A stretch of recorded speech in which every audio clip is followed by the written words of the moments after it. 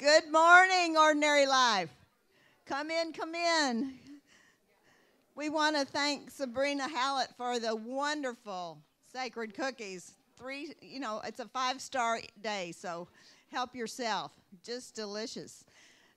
We are going to have a happy hour in December on the 21st. We're going to Anderson Fair, which is a music venue. You can bring your own drink and food, or you can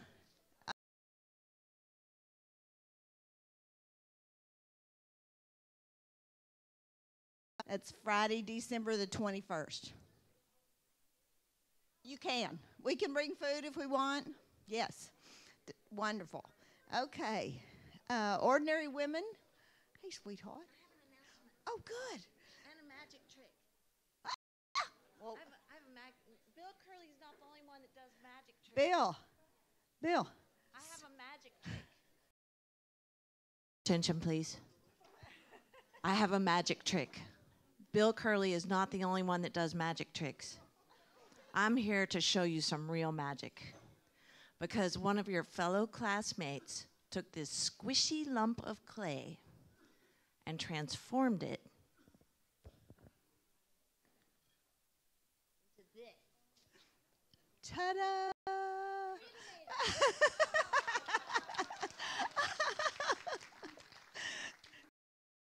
Art League. I'm teaching beginning ceramics at the Art.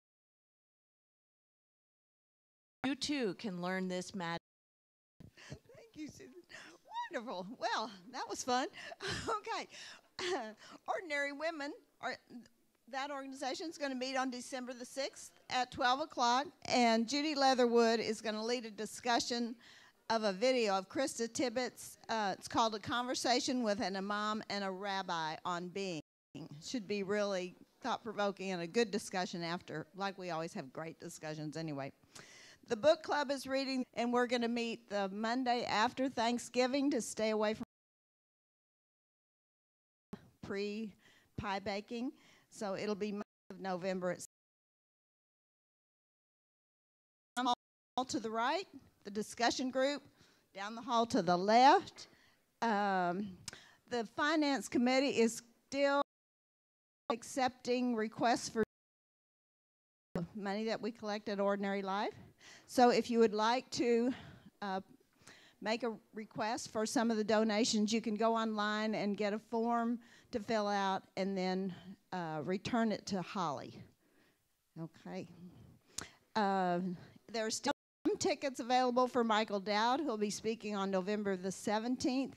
And then if you'd like to come for the day-long event on Saturday, there are still tickets for Ordinary Life. Please put St. Paul's United Methodist Church. Remember that we are streaming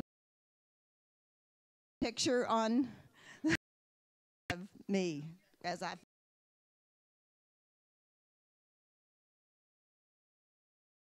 set up like this because there is a stewardship luncheon following our class, so don't be concerned, okay? I hate to change things on people. I'm Presbyterian in the beginning, so we sat in the same pew, so I know how it is to come in and have your room rearranged, but it's okay, and it may be tables next week, too, from the Michael Dowd thing, but we'll be all right. We're going to be okay. All right, it'll all be fine. Okay. All right. Get a cookie. Say hi to your friends and meet some new people, and we'll get started in a minute. Thanks.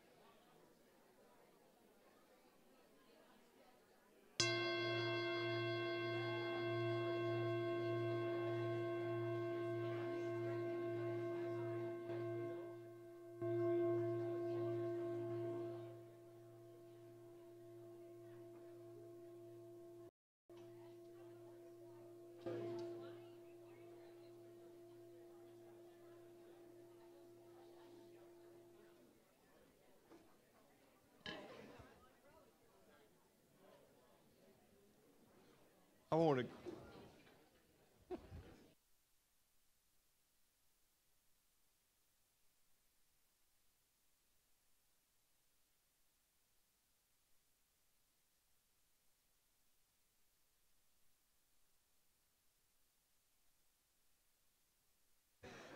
Good morning. Let's try that again. Good morning. All right. So we have the deal with this room set up. It's like speaking to somebody who doesn't have enough teeth in their mouth. You know, they're all the gapes. So you'll next Saturday, this guy's coming, and I will say this next Saturday, but I want to thank everybody on the committee who's been preparing for this. In addition to everything else, Tim, who's back here, is working on getting a good setup for next Saturday, all day Saturday, so that Michael Dowd can get a good teaching recording of the presentation that he will be making here Saturday morning. This is what he will be doing on Saturday morning. 4 distinct presentations on these topics.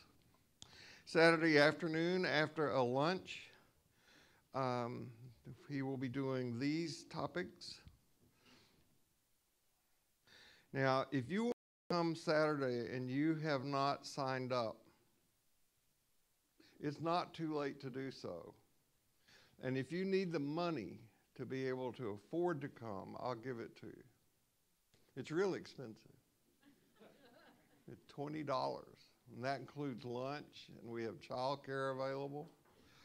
Next Sunday morning, those of you who came to hear Ilia Delio will remember that for the comfort of everybody here, we had tables down the length of the room so that you could write during the presentation, and there will be Q&A and that sort of thing. So is there anybody here who's not signed up for this who intends to? Anybody? You're going to come? You're going to come? These people are going to, who are you pointing to? This person right here. Okay. So think of a number. I'm thinking of a number between 50 and 100. Give me a number. What's the number? Alice, give me a number. No, between 50 and 100. This is not higher math, but give me a number. 51. Give me a number. How much? 80. Okay, I'm sorry, but 80 gets it. Here's the last Michael Dowd book that I've got. So hand that back to her. Sorry. You can get one on Saturday. I hope you all come. This guy is I'm say a little bit more about it during the talk today. But we've worked a long time. This has been about a year in the making. And if you thought Ilia was good, Michael Dowd is as good. So I hope you come. So no matter who you are, no matter where you are on your spiritual journey, you are welcome here. Religion, it doesn't matter which religion you pick, though we're focused on the religion of the Judeo-Christian tradition, has always served 2 very important functions. First, religion creates meaning for the ego. All religions are created by humans. No religion falls down from the sky, fully developed. They're created by humans. And humans use the symbol system of the culture in which they live to create the religions that they create.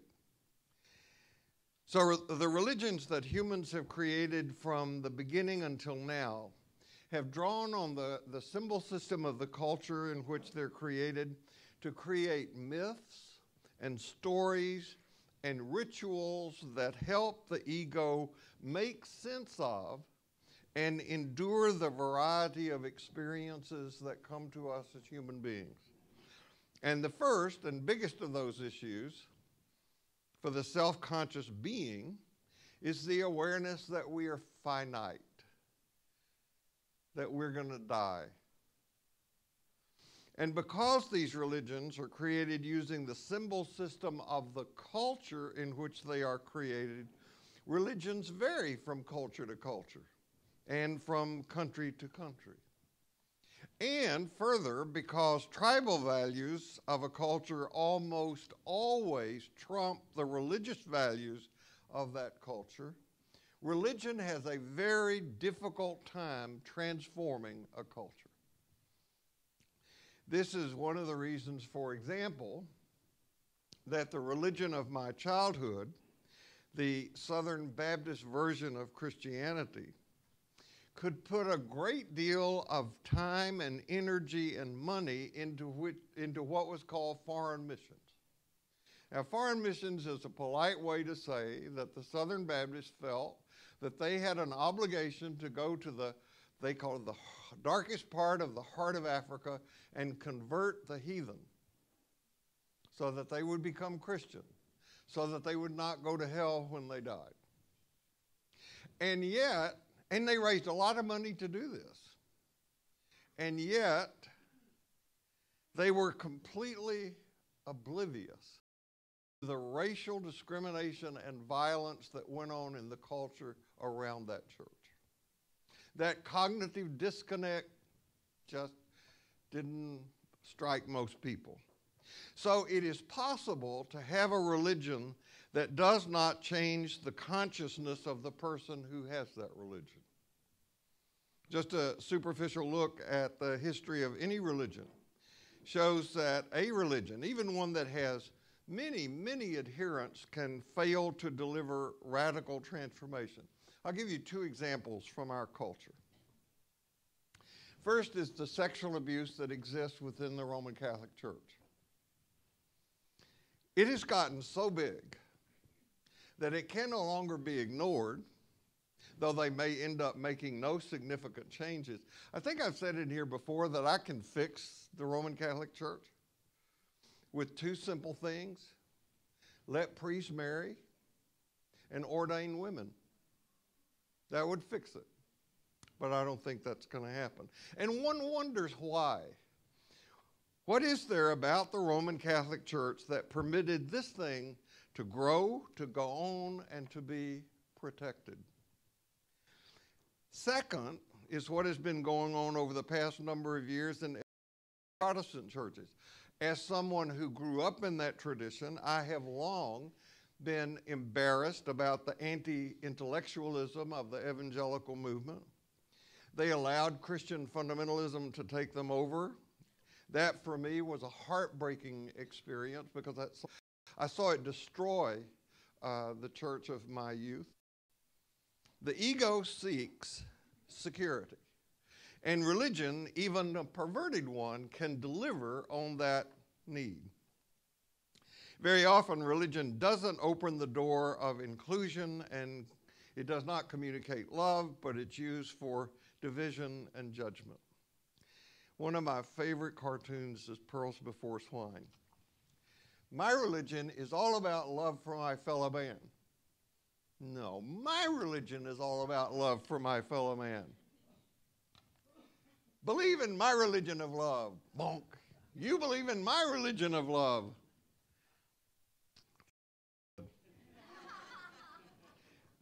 The observers say, all of history explained. Good thing that's all in the past. If your religion taught you, just for one example, that you are so bad that God had to kill his own son to save you from your sins, your religion damaged you. It taught you that rather than being truly created in the image of God, there was something terribly flawed about you, something wrong with you. Martin Luther, referred to as father of the Reformation, taught that humans were nothing more than excrement with a coating of sugar on top. This is a dysfunction of religion. But what religion does at this functional dualistic level is that it consoles the ego. It fortifies the ego. It defends the ego. It promotes the ego. And this is not a bad thing.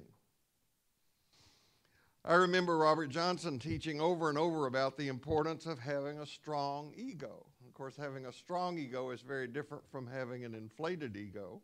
But Jesus would be an example. We're taking Jesus as our teacher. Jesus is an example of somebody who had a very strong ego.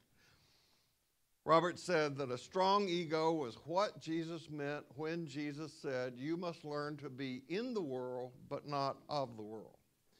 When people derive their identity from the various worlds they inhabit, whether that's their tribe, their marriage, their political party, their work, their denomination, not only do they live in a narrow world, but they are at risk when that world comes to an end, which it surely will.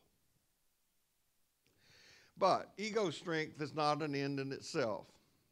And it's certainly true when it comes to embodying the values that you hear me talk about, rant about in here: peace, love, joy, patience, humility. Those are just a starting point. Cultures have their own ego strengths, their own ego development. I used spiral dynamics last week as a model to show how both individuals and groups of individuals move through certain developmental levels in the process of growth and maturity.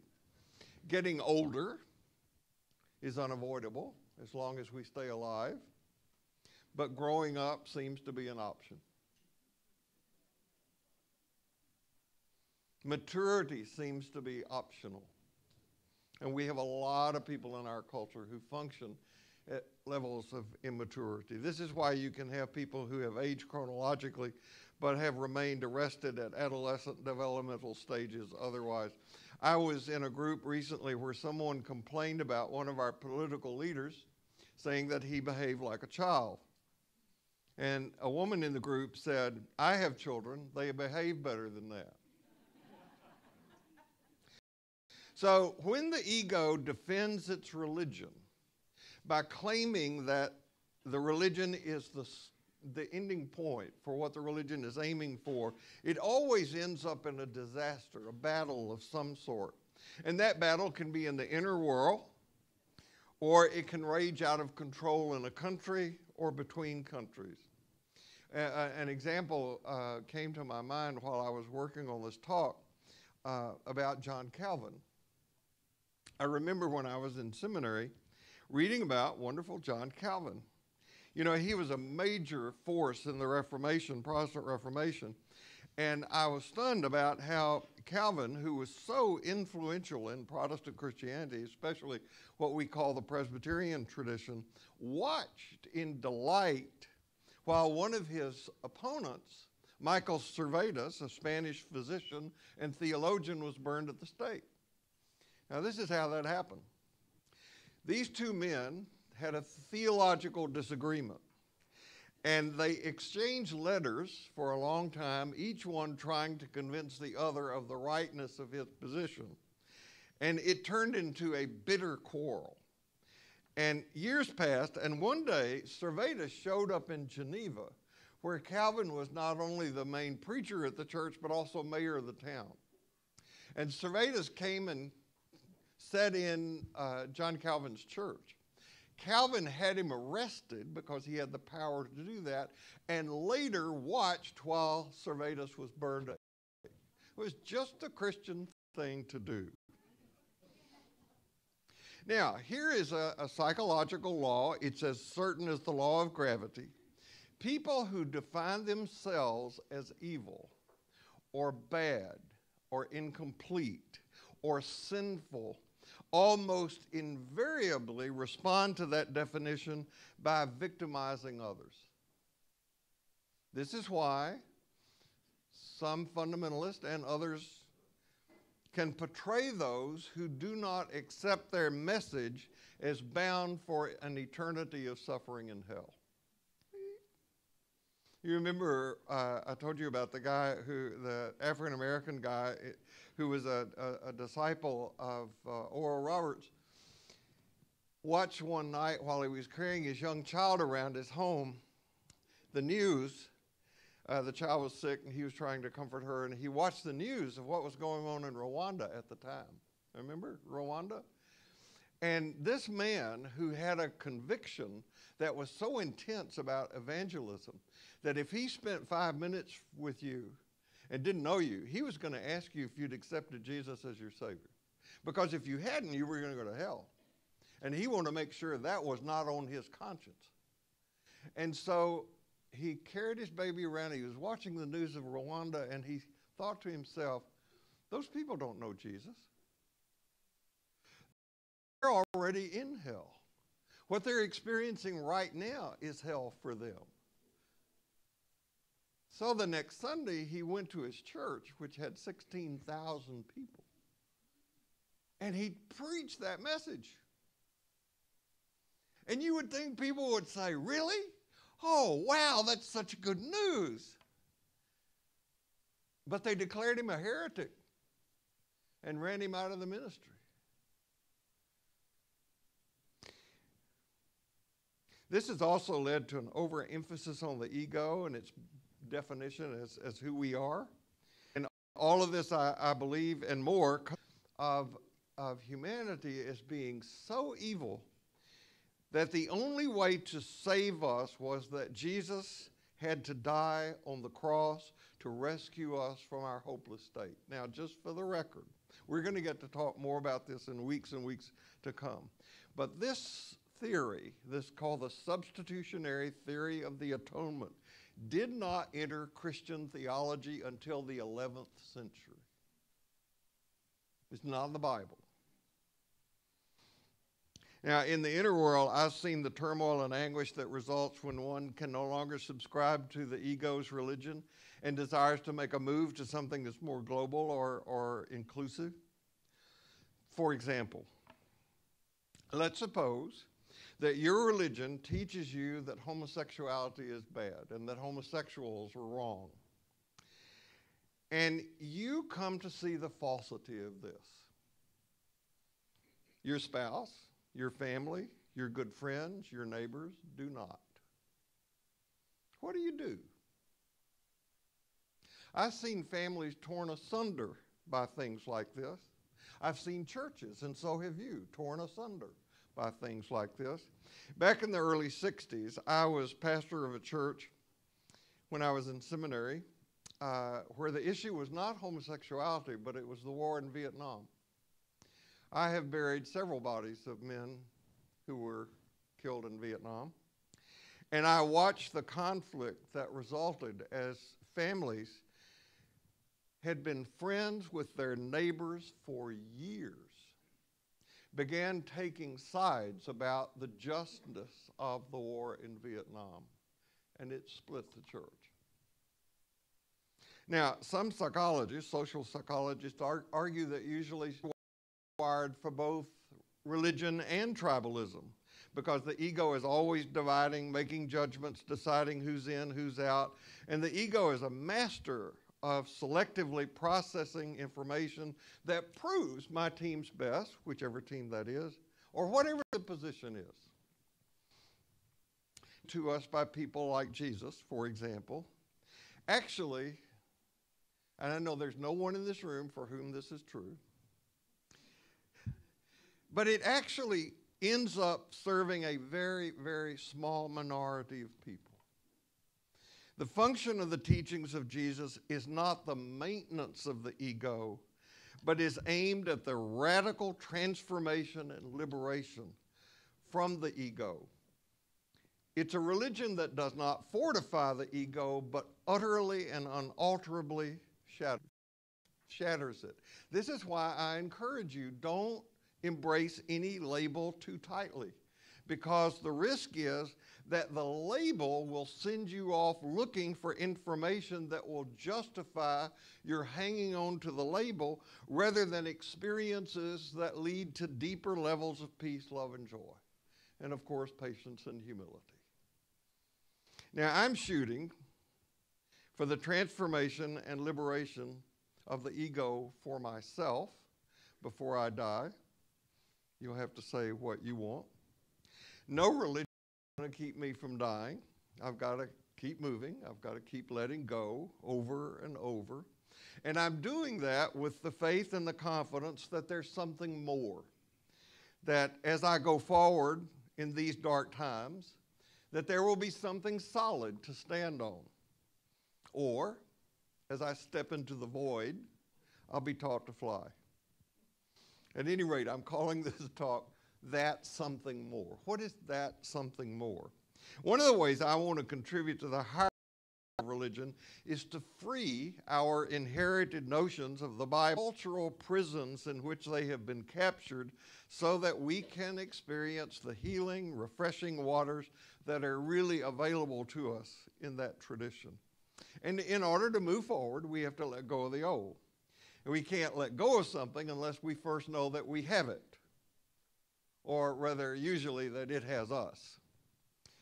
So, because of movies and television and the movies shown on television around Easter and Christmas, almost everybody is familiar at some level with the biblical story. Everybody's seen the movie I mentioned last week, The Ten Commandments. Now, last week I gave a very brief history or overview about how magic, not magic tricks, not the kind of things that I do, but how magic and then miracles entered human consciousness. And then they entered the religions of various cultures. And every religion that I know about anywhere in the world has these miracle stories. Events in the world are said to have taken place by some sort of invasive power, and that material came to be included in the Christian Bible, just like it came to be included in other religious traditions.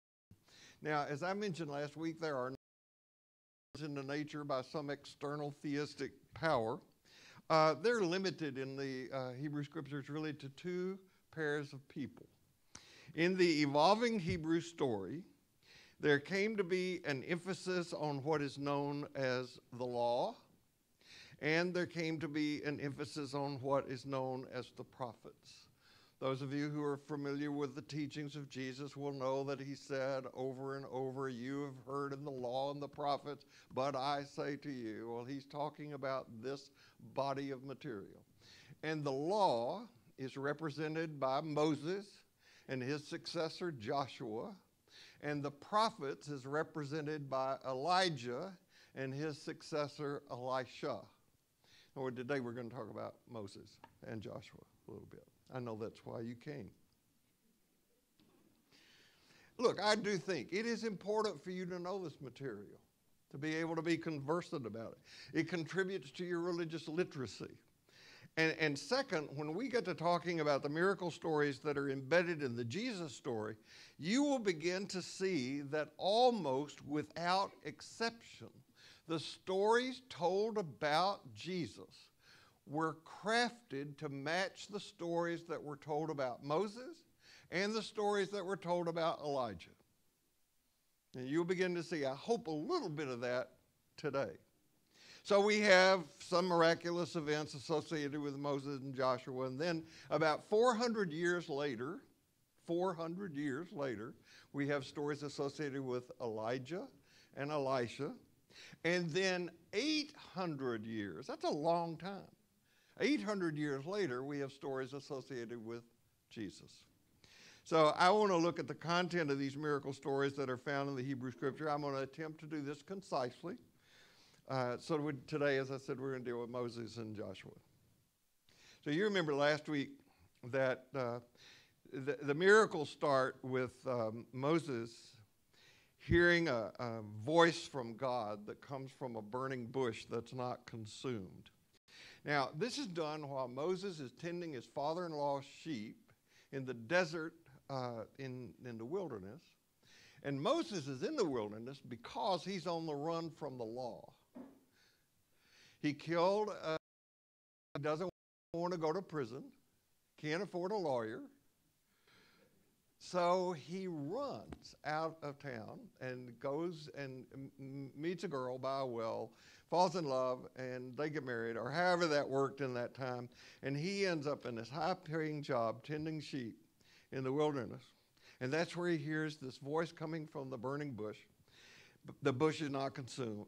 And so Moses listens to the voice and starts doing what it says. Now, there was a guy named Moses who lived somewhere around the 13th century BC. The stories about Moses were not written down for another 300 years. So they had time to kind of percolate and develop and take on a life of their own. A lot of fantasy, a lot of folklore worked into these stories. For example, you know the story about Pharaoh's daughter goes down to the river and sees the basket, the bulrushes, and the little baby's in it, and she draws Moses out, where he gets his name, and takes him back to the palace and raises Moses as an Egyptian. That story is exactly replicated in another story. They just put it onto Moses. So last week I mentioned these amazing events that were told about Moses and his efforts to free people from Egyptian bondage. For example, he could throw his staff to the ground and it would turn into a snake or a little dragon. Moses did a lot of stuff like that Pharaoh's magicians could also do. So since we did the stuff leading up to the parting of the Red Sea, I just want to point to a few things in that narrative. Sometimes the text says, after a plague, that Pharaoh hardened his heart. You familiar with the story, right? Sometimes it says in the text that God hardened Pharaoh's heart. Why would God do that? And why couldn't this really all-powerful God just send one super-duper plague from the very beginning to convince Pharaoh to let these people go?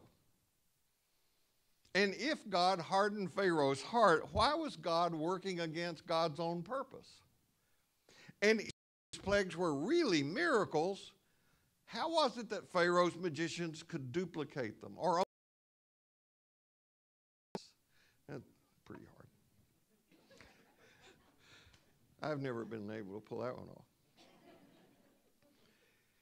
But in spite of whatever logic may or may not apply here, this is the way miracles get introduced into the story. John Shelby Spong writes, quote, "Miracles were found in the ability to manipulate the forces of nature in order to create suffering for the enemies of the chosen people. It was not a particularly noble way for miracles to be born." Now, the most amazing miracle in the Hebrew Scripture is the parting of the Red Sea. You know that story. You saw the movie. Well, I'm not debunking the Bible. I'm trying to liberate it. The Red Sea was 200 miles away from the path that the children of Israel took. 200 miles. There was a place called the Sea of Reeds, which is actually what the Hebrew says, that was on direct route that the Hebrews were taking. So what actually probably happened is that the Hebrews, who had a 3-day, according to the story, 3-day head start on the Egyptians, got to this swampy marshland. But because they were not carrying much of anything, they could navigate the territory in front of them without much difficulty. Though it was a struggle, they made it. And the Egyptians did not fare so well. So they were bogged down with heavy equipment. They were not able to continue going. The choice was eventually to give up. The Hebrew people had escaped. They were able to resume their tribal nomadic heritage. As they saw it, God had delivered them from Egyptian bondage, and it took 300 years for them to develop a really great story about that. It's true with stories you and I tell. They grow. They get better. We enhance them, make them a little more dramatic. Maybe that's not true for you, just me. God had power over water. And you're going to see when you get to the New Testament, Jesus has power over water. Jesus can calm a storm. He can take water and make it into wine. He calls himself the living water. So the second miracle that Moses had to do with was the shortage of food. You know this story. The Hebrews had been traveling for a couple of months. Their supply of food ran low. They began to gripe about what they didn't have to eat. And they remembered the good old days back in bondage where they had cucumbers and melons and leeks and onions and garlic, and now we don't have anything to eat, and it's your fault. So whatever the origin of this story, God sends manna from heaven to feed the Egyptians 6 days a week. Can't send it on the 7th because God would be violating God's own commandment. So on the 6th day, God sent twice as much as on the other days so they would have enough for the Sabbath. Again, this miracle of expanding the food supply, it's going to appear again in Elijah, and it's going to appear at least 6 times in the Jesus story. Remember the loaves and the fishes. Jesus can expand the food supply. He is the new Moses. So Moses dies, and Joshua is his successor. But how will we know that Joshua is really the successor of Moses? Because as the people go forward, they reach the Jordan River, which is at flood tide, which blocks them from going across the river until the people bearing the ark step into the river and it parts so the people can cross on dry land. Clearly, the power of Moses has now been transferred to Joshua. Perhaps the most amazing miracle in the entire Christian Bible is the one where Joshua stops the sun from orbiting around the earth. I know the sun doesn't orbit around the earth, but they didn't know that. Some people still seem not to know that. It's not a pretty story. Joshua's army is fighting the Amorites, which is another tribal group. The sun is going down. They needed more daylight in order to kill more people. So Joshua held up his hands and created the first instant of daylight saving time. They had another hour or so to kill more people. The sun stopped. The Hebrews killed more people, won the battle. And this is the sort of tribal mentality that people have been steeped in for centuries. It is what leads to the belief that God is on our side. Now, Moses had done something similar to this. The Hebrews were in battle with the Amalekites. They were losing. But Moses saw that they were losing, and he held up his hands. And the Hebrews were able to kill more Amalekites. But Moses got tired of standing like this. So his arms began to fall, and the Hebrews began to lose. And he saw that, and he put his arms back up, and they began to win. You realize this is the creation of the wave. But he kept getting tired. This kept going on. And finally, Aaron and Aaron, his brother, and another brother, came up to Moses. They found a big rock for him to sit on, and he stood one on each side of him and held his hands up until the battle was won. Now, there are other miraculous things attributed to Moses. He was able to turn bitter water from a well into sweet, clean water. There was another time when there was no water for his people, and he took his staff and hit a rock, and a stream comes gushing out. All these stories are called nature miracles. And when we get to the miracles associated with Jesus, we'll see that they too are divided into groups. You have nature miracles, and you have healing miracles, and we'll sort those out as we get to them. But Jesus can do the same things that Moses could do. I'm going to stop here because I don't want to revolt about doing all this biblical stuff.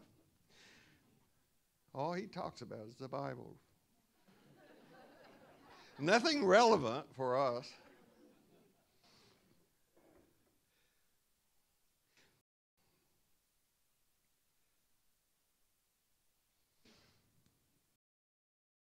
Egoic religion, religion of the ego, which I've tried to say is not only not all bad, but which I believe we are actually hardwired for. Egoic religion is extremely challenged by science. Now, my personal experience of that has been absolutely liberating.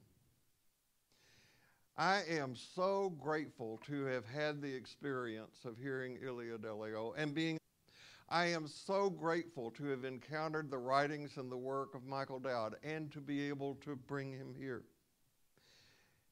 What these master teachers confirm for me is that the laws by which the world operates have not changed since the Big Bang. What has changed is the way human beings have understood these laws. That has changed dramatically. But the laws of physics are immutable. In her book, We Are All, Joan Chittister writes, God made both us and the stars out of the same material. There is then no difference between spirit and flesh. We are simply stardust on our way back to the source of life. And the Dalai Lama has written, if we really see each other as brothers and sisters, there would be no basis for division, cheating, and exploiting among us. Therefore, it is important to promote the idea of the oneness of all humanity, that in being human, we are all the same. Now, I wonder, why is it that these notions of science, reliability, and oneness are so resisted by so many people and so reputed? And the answer is because the ego of every one of us, including your teacher, has a box in which we live and like to keep things. We have beliefs and things that make us safe and secure, feel safe and secure. So in that church of my youth that I mentioned, I grew up singing a hymn in the Baptist church. Now, some of you may or may not know it, but the first verse went something like, what a fellowship, what a joy divine, leaning on the everlasting arms. What a blessedness, what a peace of mind, leaning on the everlasting arms. The chorus goes on, leaning, leaning, safe and secure from all alarms, which is nonsense.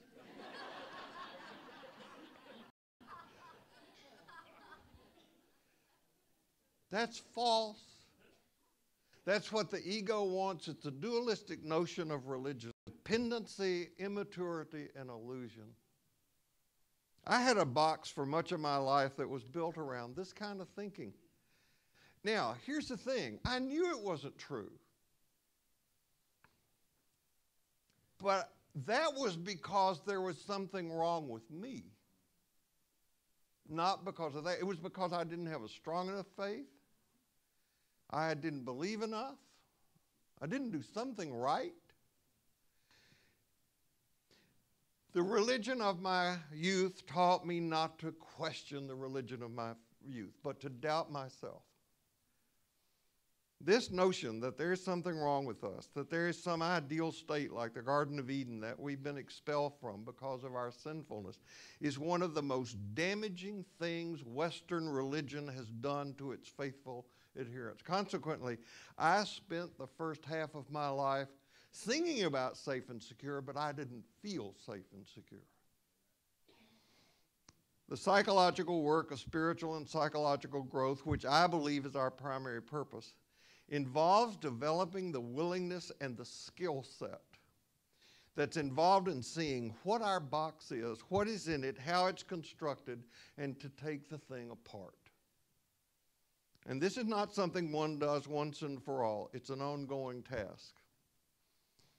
I was in a group just recently where I heard a man talk about his agonizing struggle between what he knew to be true and what he wanted to be true.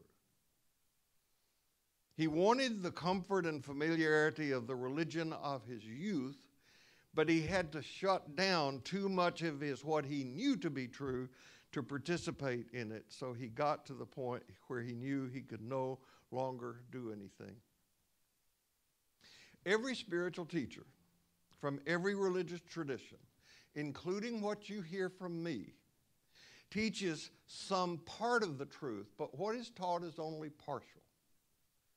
No one is smart enough to be right all the time. No one is smart enough to be wrong all the time. That's why from time to time I remind you of one of the core teachings of Buddhism. Investigate this for yourself. Question everything. Don't take anything for granted. Don't believe something because I say it. See for yourself. Now, this does not mean you should be cynical. It means you should be empirical. Subject all you hear to the actual test of your own experience. The motivation of the intellectual part of our spiritual practice evolves out of an inner longing to wake up to what's real, to gain liberating insight into the nature of reality. It's like my hearing of creation as being expanding, creative, involved, and entangled, and absolutely safe. And there was something deep within me that said, yes, that's the truth. Now, I have come over the years to see my work as a teacher, both here and individually. It involves more unlearning than learning.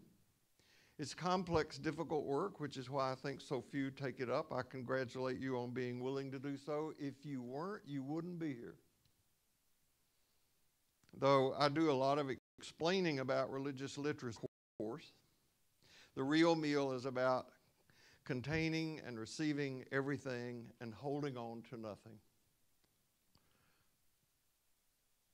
Got that? Containing, receiving everything, holding on to nothing. That's why all great spiritual teachings emphasize the importance of not judging. Just notice. Just be aware. Be with what is. You can't really understand anything or anyone if you've either disapproved of it or disapproved of them or approved of it or approved of them. There's simply too much ego invested in once judgment has taken place. As long as we hang on to being right, we're frozen. Now, I'm right about that. If we have doubts in our religious or spiritual life, let it be about how right we think we are. That way we might have a shot at the transformation we claim we seek. Over and over in our daily lives, we have to choose love over fear, newness over getting even, the circle of reunion over the cycle of violence. Every is yours. How'd you get it? What's in it? What does it feel like to look in it and take it apart? Even atheists have a God box because they have to have some notion of God not to have a notion of God. So this talk today has had two primary objectives. The first of all is to convince you, assure you, seduce you into the faith that there is always something more. Don't stop. Keep going. Keep meditating. Keep reading. Keep doing acts of mercy. Don't give up. Don't tie your hope to the facts. Tie your hope to values. Peace, love, joy, patience, humility. And the second purpose, I know this is dualistic language, is to convince you, assure you, seduce you into knowing that that something more is you. I have been going back over the notes I made from reading the Book of Joy. I think our world needs more people like the Dalai Lama, Desmond Tutu, Nelson Mandela, and you. And in this book, not in this book, but in his book, God Has a Dream, Desmond Tutu writes some really words that I just think are so great. Desmond Tutu says, if you were in heaven now, and you are, The kingdom of God is here, right? If you were in heaven now, you would notice tears in God's eyes. The tears streaming down God's face as God looked on all the awful things that we, God's children, are doing to each other. God cries and cries. And then you might see a smile that was breaking over God's face like a rainbow. You would see God smiling because God was looking on you and noting how deeply concerned you are. And the smile might break out into a laugh as God said, "You vindicated me. I'd been asking myself, what got into me to create that lot? And when I see you, yes, you, God says, you're beginning to wipe the tears from my eyes because you care. Because you care, and you've come to learn that you are not your brother's sister. You are not your brother's or sister's keeper. You are your brother's brother and your sister's sister." And God says, "I have no one except you. Thank you for vindicating me." So go out there and keep making God smile, because we're called to be that something more. So no matter where you go this week, no matter what happens, remember this: you carry precious cargo, and I hope you come Saturday, and I will see you Sunday for Michael Dowd. Thank you.